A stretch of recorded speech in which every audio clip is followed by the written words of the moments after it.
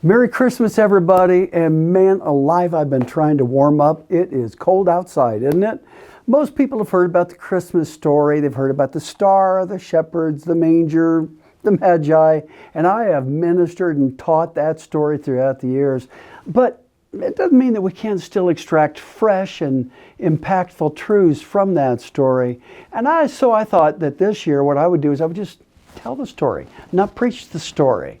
And so this Sunday is a good place to begin, since my first part really sets everything in motion for our story to occur.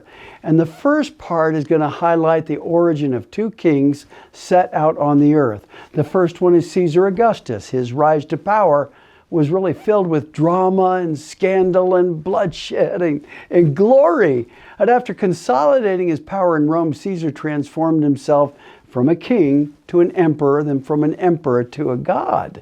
And he became the prevailing god of the age, worshipped by many. Temples were erected to his glory, and followers were incredibly devoted. The Roman Senate was reduced to nothing, and Augustus rose from the power or above the title of emperor and was now revered by himself as a god. And this guy demanded reverence, not just as a great leader, but really as a deity. And his soldiers were no longer just mere soldiers. They became devoted followers. And his governors became his priests. And all of them bowed down at the altar of this false god. Let's take a break for a minute and consider the contrast between, well, the rise of Caesar and the rise of Jesus Christ. These stories are so fundamentally different because while Caesar conquered, Jesus Christ served.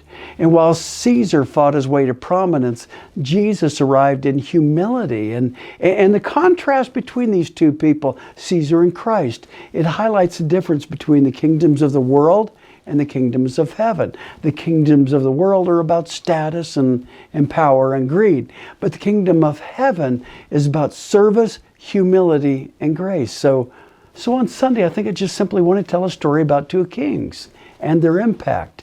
The birth, life, and death and resurrection of Jesus Christ clarifies to us that the rulers of the world, the lords of their power they lord their power over the people, and most governments flaunt their authority over everyone underneath them.